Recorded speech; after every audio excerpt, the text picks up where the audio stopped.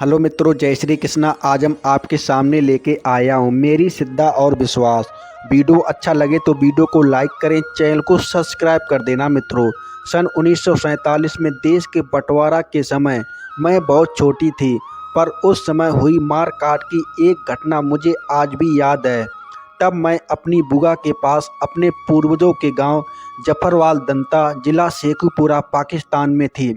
26 अगस्त प्रातः दंगाइयों ने अचानक आक्रमण कर हमें घरों से खदेड़ दिया। मैं भी अपनी बुआ का हाथ पकड़े एक भले संयुक्त परिवार के संरक्षण में कुछ ही दूर से निकलने वाले 40,000 के काफिले में मिल गई, और हम सब अनेक संकटों का सामना करते हुए हमने भारतीय सीमा में प्रवेश किया और अमृतसर पहुँचे। उसी भले संयुक्त परिवार रिश्ते में सब चाचा ताया कि किसी अनेक दिल रिश्तेदार ने अपने 2 मंजिले मकान के नीचे वाली कोठरी हमें रहने को दे दी।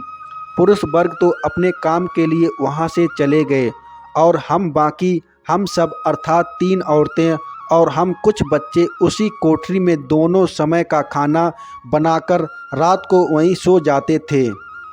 वह कोठरी के ठीक पीछे एक कमरा था जिसका किवाड़ उसी कोठरी में खुलता था। उस में हमेशा एक भारी भरकम सा ताला लगा रहता था।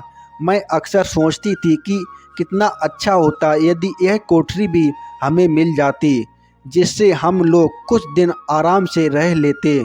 ना जाने इसमें क्या रखा है। यही सब जानने के लिए मैं उस किवाड़ के 2 पल्लों के बीच की झीक से चेहरा सटाकर अंदर झांकने का यत्न करती, पर अंधेरे के सिवाय कुछ भी नजर न आता। मेरे लिए वह कोठरी एक रहस्यमय वस्तु बन चुकी थी। उस समय की उथल पुथल के समय अपने बिछड़े परिवार की चिंता भी मुझे सताती थी। सोचती, मालूम नहीं वे सब कहाँ हैं, और हैं भी नहीं या नहीं। फिर दूसरे पल ही मैं दोनों हाथों की ओट बना किवाड़ के दोनों पल्लों के बीच वाले हिस्से में भीतर झांकने का प्रयास करती। मेरी बाल बुद्धि में यह दोनों बातें, परिवार की चिंता, वह कोठरी, एक कदर घुस चुकी थी कि और कुछ भी सोचने की गुंजाइश ना थी। जबकि बाकी बच्चों को इन सब बातों से कोई सरोकार नहीं था। ऐसे ही जब एक रात जब हम नीचे सो रहे थे, तो एक विचित्र वस्तु सूर्य के आकार की ठीक उसी तरह लाल सुर्ख संतरी रंग की उस कोठरी के बंद किवाड़ से निकली, और कोठरी की छत के थोड़ा नीचे व फर्श से थोड़ा ऊपर गोल घेरे में बड़ी तेज रफ्तार से घूमने लगी। उसकी रोशनी ऐसे जैसे हजारों बल्बों की, और गूंज ऐसी जैसे हवाई जहाज पास से निकल रहा हो। पर विचित्र बात तो यह है कि ना तो रोशनी और ना ही उस गूंज का कोई बुरा प्रभाव मेरी आंखों व कानों पर पड़ा। भय बस मैं आंखें भी बंद ना कर सकी, यही सोचते हुए कि यदि इस चीख ने मुझे देख लिया तो मुझे कहीं मार। तभी वह विचित्र पल इलाही वस्तु मेरे सिर के पास ठीक पीछे दीवार पर थप करके चिपक गई। उस पल मैं बहुत डर गई थी। सच इतना तो मैं उस पल भी नहीं डरी थी जब दंगाइयों से बचने के लिए 2 मंजिले मकान से पीछे वाले आंगन से उछालने लगाई। वह आक्रमणकारियों ने हमारे काफिले पर चारों ओर से हमला किया। बचपन से ही माँ पिता ने हम सभी बच्चों को सतनाम भाई गुरु जी के पवित्र नाम की महिमा के विषय में विस्तार से बताया था कि संकट के समय सच्चे मन से इस मंत्र का जाप करने से किसी प्रकार का भय नहीं सताता है।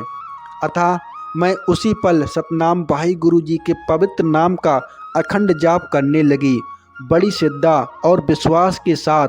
फिर 3-4 मिनट के बाद मैंने देखा कि वह इलाही चीज़ वहाँ से उठी और उसी गूंज व रोशनी के साथ बंद दरवाजे से कोठरी में चली गई।